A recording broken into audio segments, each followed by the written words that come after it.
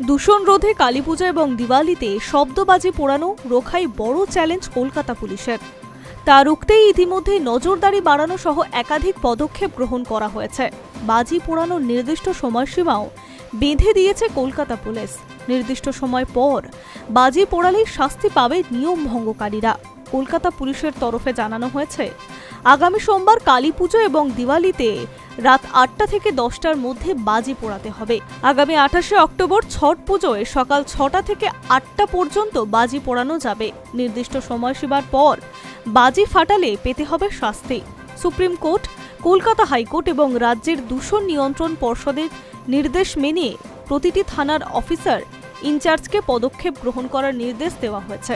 প্রসঙ্গত, ফানুস ও নিষিদ্ধ বাজির দাপটে লাগাম টানতে দীপাবলির প্রাক্কালে সারা রাজ্য জুড়ে শুরু হয়েছে পুলিশের চিরুনি তল্লাশি।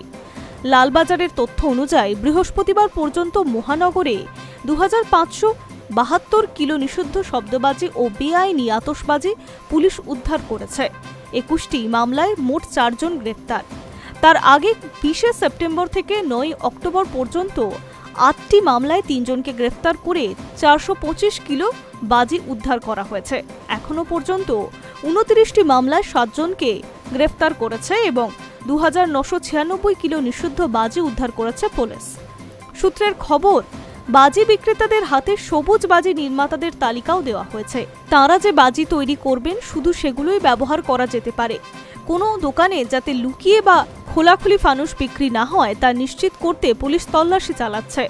ফানুস সম্পর্কে পুলিশ সতর্কতা ও সচেতনতার প্রচার শুরু করেছে বলে লালবাজারের দাবি।